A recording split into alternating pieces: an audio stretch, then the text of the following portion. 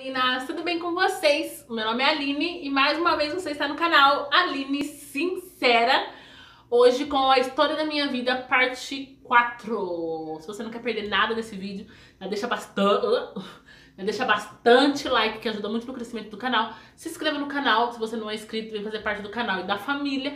É isso, gente. Sem mais delongas, vamos lá para a história da minha vida, parte 4. Não tem mais vinheta, então bora lá. Então, meninas, como eu falei pra vocês... Achei que alguém ia bater na porta, vai batendo. Como eu falei pra vocês, eu cheguei na parte em que eu conheci o Paulo. Até eu chegar nessa parte, até eu conhecer o Paulo, eu trabalhava aí, então eu já estava trabalhando num restaurante, né, como auxiliar de cozinha e tal. E vivendo eu e meus filhos, eu e meus 2 filhos, né, mãe solteira, criando os meus filhos aí na luta, como muitas mães aí, brasileira e guerreira que cuida de seus filhos sozinha, né? E foi isso. Durante muitos anos viveu só eu, o Matheus e o João, né? Eu, entre indas e vindas, de um namorado aqui, um namorado aqui. Aí eu casei, como já contei pra vocês. Mas enfim, vivi muitos anos só eu e o João, né? Aí eu perdi a minha banquinha quando eu me separei, coisa e tal. E quando eu conheci o Paulo, eu tava trabalhando num restaurante de madrugada. E a minha mãe ficava com as crianças, né?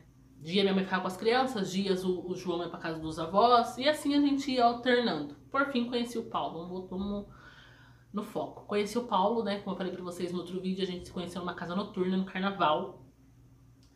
E aí trocamos telefone, e começamos a se falar por telefone, pelo WhatsApp e tal, se encontramos. Tá, chegamos aí. Quando a gente se conheceu, eu logo me encantei, porque ele é muito gentil, né? Muito gentil, muito educado. E eu nunca tinha tido esse contato com alguém, com um homem gentil e educado. E ainda mais comigo, que já, né, eu já venho de uma história muito, muito triste, né? Eu já venho de sofrimentos com homem. Então eu falei, na minha cabeça passava o quê? Daqui pra frente, com 2 filhos, vivendo na situação que eu vivo, né? Vivendo onde eu vivo e coisa e tal, daqui pra frente o que vai acontecer? Os homens que se aproximarem de mim vai ser só pra curtição. Foi bem isso mesmo, sendo bem claro pra vocês. Vai ser só pra sexo, né? Porque eu imaginava que homem nenhum ia querer se relacionar comigo, porque eu não tinha uma mulher sem estudo, com 2 filhos pequenos, vivendo onde eu vivia, era uma carga muito pesada, né? Então eu ficava imaginando, eu falava, gente, homem nenhum vai me... Eu imaginava isso e eu ouvi muito isso do meu ex, né? Ele sempre falava pra mim, ninguém vai te querer, homem nenhum te quer, quem vai te querer? Gorda, feia, né? Foi aí que eu vim pra internet, gente, foi aí que eu vim pra internet, vamos voltar um pouquinho aí. Foi aí que eu vim pra internet. Aline, por que você veio pra internet? Por causa disso, gente. O outro casamento eu era muito humilhada. Você é gorda, você é feia, quem vai te querer? Com 2 filhos pequenos, bebê. Aí foi onde eu fui correr atrás pra emagrecer. E comecei na internet, comecei a pesquisar como que fazia pra perder peso sozinha. E fui aprendendo. Hoje eu sou gordinha porque eu quero. Porque eu sou uma expert em emagrecimento. Se você falar pra mim, Aline, me ajuda a emagrecer, eu te ajudo a emagrecer. Em 3 meses você tá magra. Porque eu sou expert no assunto, entendeu? É que hoje eu tô feliz, eu tô muito bem comigo mesmo e com meus quilinhos a mais. Tenho saúde, graças a Deus. E aí foi aí que eu comecei a aprender, comecei a estudar, porque se tem uma coisa que ninguém tira de você é conhecimento. Então eu comecei a estudar, comecei a correr atrás e vim pra internet. Comecei a gravar meus vídeos, ainda muito tímida, ainda muito acanhada. E várias mulheres começaram a se identificar, né, comigo, né? Várias mulheres que queriam perder peso, não tinha condições, porque hoje em dia tudo é pago, tudo, né? Então várias mulheres começaram a se identificar e eu comecei a gostar desse negócio de internet. Nem sabia que se ganhava dinheiro com internet, não sabia mesmo. Fiquei sabendo há pouco tempo atrás porque vocês me ensinaram, me falaram. Por fim, foi por isso que eu vim pra internet. Por causa de muita humilhação e muito sofrimento eu comecei a perder peso. Mas vamos voltar, tá. Aí eu tinha essa ideia, eu tinha essa coisa na minha cabeça. Homem nenhum vai te querer, porque você tem filho. Quem vai te querer, né? Então eu pus isso na cabeça e eu acreditei nisso. E quando eu conheci o Paulo, que eu vi aquele homem gentil, educado, já não veio de primeira já querendo, sabe? Não, quando a gente se falava pelo WhatsApp, nunca me pediu uma foto, nada. Ele conversa, ele era tão cavalheiro, ele gostava tanto de conversar, que eu contei a minha vida inteirinha pra ele de sofrimento com homem, com exes, né? E ele ouvia, sabe? Ele dava atenção e aquilo foi me encantando. Quando a gente se conheceu pessoalmente, isso tudo eu me encantei mais ainda por ele, né? Aí eu lembro que uma das primeiras vezes que ele veio em casa, tava um dia maravilhoso. De repente o tempo fechou, gente. E começou aquele pé d'água. Aí vocês imaginam, meu desespero. Aquela chuva forte, na minha casa não tinha um lugar que não chovia dentro. O que eu fiz? Corri pra casa da minha mãe. A hora que eu vi que o tempo virou, corri pra casa da minha mãe. Falei, vou ficar lá na minha mãe, que eu não passo tanta vergonha na minha mãe. Não chove, né? É mais pro alto, eu vou ficar lá na minha mãe. Fui pra casa da minha mãe, eu lembro como se fosse hoje. E passamos a tarde lá. E depois de tarde, no fim da tarde, descemos pra minha casa. Chegou lá tudo molhado a casa. Lógico que ele reparou, mas também não falou nada, né? E aí eu fui limpando e disfarçando. E acabou que depois disso a gente nunca mais se separou, né? A gente começou a namorar. Ele trabalhava, tinha um emprego muito bom na época. Ele trabalhava na Unicamp, aqui em Campinas, quem conhece. Era terceirizado, mas era um emprego muito bom. Já fazia um tempo, uns 2 anos que ele estava lá, estava estável lá. E a gente começou a namorar. Começamos a namorar, aí um dia a gente sentamos, né? Depois de pouco tempo, acho que uns 3 meses de namoro, ele pagava aluguel também. Aí eu peguei e falei pra ele, ó, você não quer vir pra cá, né? Vai ficar pagando aluguel, a gente já não tem mais idade, né? Pra ficar nesse negócio de não vai, coisa e tal. E eu falei, vamos esperar mais um pouquinho, né? E tal. Aí teve um final de semana que ele veio pra minha casa, isso em 2016, tá? Teve um final de semana que ele veio pra minha casa e começou a chover. Do nada. E dessa vez eu não fui pra casa da minha mãe, porque a chuva era muito forte. Muito. Olha, um balão. Gente, que perigo, né? Um balão enorme. Mas enfim. Começou aquela chuva muito forte, muito forte. Começou a chover, era umas 7 horas da noite.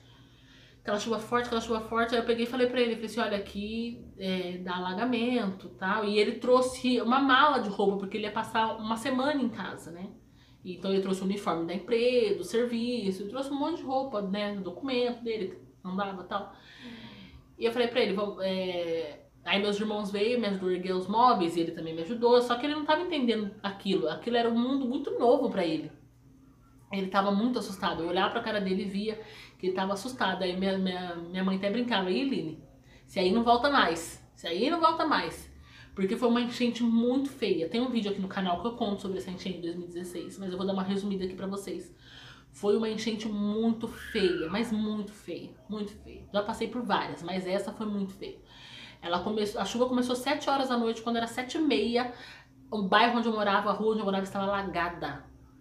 E quando eu falo pra vocês alagada, não é enchente bate no joelho. Tem muitas vezes que eu... Ai, meu pecado, Senhor. Eu vejo na televisão o povo, quando dá chuva e entra água em casa, aquela água na canela, e o povo lá, ai, nossa, perdi tudo, água na canela. Perdi tudo. É aquela enchente, gente, de 3 metros de altura de água. Sabe enchente que só fica o telhado pra fora? Pois bem, nesse dia deu essa enchente. Só ficou o telhado pra fora. Só ficou o telhado pra fora. Foi desesperador, gente. Desesperador. Aí a minha mãe morava no começo da rua, né? Então toda vez que começa a dar enchente, o que a gente faz? Eu ergo minhas coisas na altura que dava pra dar pra erguer e ia pra casa da minha mãe, né? Pegava as crianças e ia pra casa da minha mãe. Até que a água chegasse na casa da minha mãe. Nesse dia, lógico que a água chegou na casa da minha mãe, porque a água atingiu, assim, foi a maior enchente dos últimos 70 anos. Passou no jornal, acho, se eu não me engano. Eu dei várias entrevistas nos jornais. Inclusive, eu vou deixar pra vocês agora alguns trechos das entrevistas que eu dei durante esses anos de enchente. Fica aí. Moradores que há anos esperam uma solução do poder público. A marca da enchente na parede da casa onde a Aline mora com os 3 filhos já é permanente. Mal dá tempo da família se recuperar de um e já vem outro alagamento. Só esse ano eles passaram por... Nada. É uma luta sempre reconstruindo. É uma luta. Todo ano, começando de novo. Pede aqui, recebe uma doação ali e vai recomeçando de novo. Todos os móveis vieram de doações. E a sua casa, você está me falando que está condenada por 3. E ela já perdeu as contas de quantos enfrentou durante a vida toda morando nessa área chamada de Beco do Mocarzel, em Campinas. A pior mesmo aqui foi em 2016, que levou até o telhado de casa. Eu fiquei uma semana fora, quando eu voltei não tinha... Moradores do Beco do Mocarzel, que perderam tudo com a enchente de março, saíram de casa assim que perceberam que o rio estava transbordando. Começou a encher, tem que tirar, né? Mais de 3 metros de altura, a última. Tudo que eu perdi lá não reconstruí ainda. Nada. Só a roupa que eu ganhei de doação na rua. Mais nada. E agora de novo. Aqui ao lado ficam as casas do Beco do Mocarzel. É um dos pontos mais crônicos e problemáticos em relação às enchentes ainda em Campinas. Vamos descobrir como vivem essas pessoas. Há quantos anos você mora aqui no Beco do Mocarzel? Eu nasci aqui, há 30 anos. Eu tenho trauma de chuva por causa das enchentes, por causa da minha mãe. Eu tenho trauma, meus filhos têm trauma. E é assim. O céu hoje mesmo está carregado. Como que você passa um dia como hoje, que aparentemente vai chover? Orando, pedindo a Deus, arrumando as coisas. Minha casa está tudo ensacolado já. É só erguer as coisas e sair mesmo com as crianças. Minha casa está interditada desde 2016 pela Defesa Civil. Eu não poderia estar aí com a minha família, mas eu estou porque não tem pra onde ir. Você vive com quantas pessoas na sua casa? Meus 3 filhos e meu esposo. Segundo as pessoas que moram aqui, são aproximadamente 40 famílias que vivem os dias de chuva com muita apreensão. Vocês viram aí, né, gente? Então, aí passando-se, a gente foi pra casa da minha mãe, né? Só que a água também chegou lá e a gente teve que ir pra esquina da rua. E assim, todas as famílias do local, não foi só eu, era quase 50 famílias. Todo mundo na rua, com criança, com bebezinho, idoso, bicho, cachorro, papagaio e periquito, todo mundo na rua. Isso já era 3 e pouco da manhã, 2 e pouco da manhã. E a chuva não parava, e a chuva não parava, e a chuva não parava, e o rio não parava de subir, e o rio não parava de subir. E não chegava ninguém pra ajudar, nem um órgão público, nem prefeitura, nem assistente social, nada. E a gente ali na rua, passando humilhação, porque as pessoas passam, as pessoas riem, as pessoas passam, vê a gente chorando, fala que é mimimi. Ixi, a gente já escutou de tudo morando ali. Já escutou, esse povo daí gosta quando dá enchente, eles adoram quando dá enchente, porque eles perdem tudo e aí eles ganham tudo de novo. Gente, é um absurdo maior que o outro, né? E aí, nessa noite, foi uma noite muito triste, muito triste. Foi assim, um dos piores dias da minha vida. Foi essa enchente de dia 10 de março de 2016. Eu não esqueço, porque foi muito marcante. Foi muito marcante mesmo, sabe? E aí a gente ficou ali na rua, o meu filho, o João, que era pequeno, eu consegui que um vizinho pegasse ele e levasse ele para casa dos avós. E ficou eu, o Paulo e o Matheus ali naquela situação. E as outras famílias também, né, gente? E quando foi de madrugada, apareceu lá a assistente social, de madrugada mesmo, oferecendo um abrigo, né? E a chuva não parava, e a chuva não parava, e a chuva não parava, e a chuva não parava. Aí levou a gente para um abrigo, né, da prefeitura, e jogou a gente lá como se fosse bicho. Simplesmente. A gente saiu da chuva, só. Porque chegamos lá, não tinha colchão, não tinha uma roupa seca, não tinha nada, a gente tava molhado. Eu lembro que a minha tia idosa tava toda molhada, minha prima entrou em desespero, começou a ligar pras amigas de madrugada.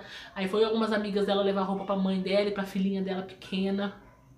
E a gente acabou pegando uma roupa pro Matheus. Foi um desespero, gente, foi um desespero. E eu tinha conseguido pegar uma coberta, um cobertor na minha casa, né? A única coisa que a gente tinha conseguido pegar. E a gente levou esse cobertor e a gente esticou no chão. Eu e o Paulo, era muito frio. Já era mês de frio, né? Maio. Era maio ou março, eu não me lembro. Então tava muito frio. E a gente deitou. Eu lembro que devia estar uns 10, 11 graus nessa noite. Tava muito frio mesmo. E a gente tava molhado e coisa e tal. E eu lembro que eu olhava assim pro Paulo, né? 3 meses e pouco de namoro. Eu olhava pra ele e falava, meu Deus, né? Coitado. E a boca roxa de frio, deitado no chão, e eu falava pra ele, vai embora, vai pra sua casa, você não precisa ficar aqui, você não precisa passar por isso, você não tá acostumado com isso, eu já tô acostumada, pra mim isso aqui não me assusta mais, né? Ele, não, vou ficar com você, eu quero ficar com você, eu tô com você, eu vou ficar com você. E ali a gente passou a noite, ninguém dormiu, né, gente? Passou a noite, era quase manhã quando eles tiraram a gente da rua. Ficamos ali, no outro dia de manhã começou a chegar algumas roupas, chegou comida na hora do almoço e a gente foi transferido desse abrigo para um outro abrigo, né? Até aí eu não sabia as condições que estava a minha casa. Não fazia ideia de como estava a minha casa, porque eu saí de lá, a água estava aqui assim, quando eu saí da casa. Então eu não fazia ideia de como estava. Pra mim era uma enchente normal, porque enchente normal na minha casa geralmente bate aqui mesmo. Falei, uma enchente normal, deve ter subido só mais um pouquinho a água e pronto. No outro dia fomos transferidos para outro abrigo, começou a chegar reportagem, uma reportagem atrás da outra, uma reportagem atrás da outra, uma reportagem atrás da outra. E eu sempre fui Aparecida, né, gente? Por isso que meu nome é Aline Aparecida, porque eu sempre fui muito Aparecida, né? E os repórteres sempre iam em mim. Você quer a Aline? Sim. Você dá uma sonora, uma narrativa muito boa, você dá uma entrevista pra gente, coisa e tal. E eu sempre muito gentil, né? E eu acreditava que essas entrevistas iam me ajudar, né? Quem sabe alguém me ver, alguém me socorrer. Eu contava com isso, que alguém um dia ia me ver, ia me socorrer, né? Então as pessoas riam, nossa, Aline, fazendo feio na televisão. Eu sei que era feio, eu sei que era, mas eu lá no fundo eu acreditava que alguém ia me ver, entendeu? Que alguém ia me socorrer. Que quem sabe alguém, um programa, quem sabe o vídeo viralizava, sei lá, eu acreditava nisso. Então eu sempre dava entrevista e coisa e tal, e um repórter falou pra mim, e como você tá agora que sua casa... A água bateu no telhado, eu olhei pra cara dele, porque tipo, eu não sabia como tava, né? E na hora, acabou a entrevista, eu falei pro Paulo, falei assim, eu quero ir lá em casa, eu quero ver como que tá, eu quero ir. A gente foi, não era longe o abrigo, era em Souzas mesmo. Eu lembro quando eu cheguei na rua, gente, é uma cena que eu não vou esquecer, que eu vivo há 100 anos, eu não vou esquecer. Quando eu cheguei lá no topo da rua, que eu olhei, aquela rua cinza, barrenta, um barro cinza. Uma imagem, as pessoas tudo nos cantos, assim, chorando. Homens chorando, desesperados. E eu olhei pra cara do Paulo, tipo, sem ação, porque ele nunca tinha passado por aquilo. E as pessoas chorando, e caminhões e caminhões de lixo, televisão... sofá, tudo, caminhões com casas completas em cima, jogando fora. E eu vi aquilo, meus irmãos chorando, os vizinhos chorando. Eu falei, meu Deus. E a minha casa era 5 metros do rio. Eu falei, Senhor, se aqui tá assim, você imagina a minha casa. E quando eu fui descendo mais pra baixo, a Defesa Civil falou assim, daqui ninguém passa. Eu falei, mas eu quero ir na minha casa. Ele falou, daqui ninguém passa, porque daqui pra lá ainda tem água. Falei, como assim ainda tem água? Ele falou, ainda tem água, as casas de lá de baixo estão muito alagadas, ninguém pode passar. E a minha casa estava alagada. No outro dia, minha casa ainda tinha muita água. Ele falou isso pra mim, não passa, ninguém passa. E eu voltei pro abrigo, nossa, chorando, desesperada. E eu fiquei nesse abrigo por 5 dias até conseguir entrar na minha casa, até a água baixar. Sim, a água ficou na minha casa quase uma semana com água dentro da minha casa. Quando eu cheguei, eu abri a porta, não acreditava no que eu via. A minha cozinha, que é alta, né, que tem 1 metro e pouco de altura, que eu fiz já um cômodo de socorro, né? O meu fogão, a minha geladeira tava na sala. A geladeira tava no quarto. Eu olhei aquilo, a minha máquina de lavar tava no quintal. Eu falei, Senhor, isso porque a gente trancou a porta. Mas a água arrancou tudo. Pra você ter ideia, a água derrubou a cozinha da minha irmã. E eu vi aquilo, eu entrei em desespero, um desespero total. E eu falei pro Paulo, e todos nesses dias, eu falava pro Paulo, vai embora, né? E ele foi pra trabalhar e tal, só que ele tava indo sem uniforme, porque ele tava... Aí ele faltou uns dias, e tentou explicar, falou, olha, deu enchente, perdemos tudo. O patrão dele olhou pra cara dele e falou, não quero saber. Problema seu que deu enchente na casa da sua namorada, da sua sei lá o que, tô te mandando embora. E mandou o Paulo embora. Aí eu falei pra ele, eu falava muito pra ele, você não precisa disso, né? Você nunca passou por isso, você tem uma vida estabilizada, você tinha um emprego. Você não precisa... Eu comecei a querer afastar ele de mim, falei, você não precisa ficar nessa situação, vai embora, vai embora. Ele falava, não vou. E aí foi aí que ele falou assim, a partir de hoje eu vou ficar aqui com você.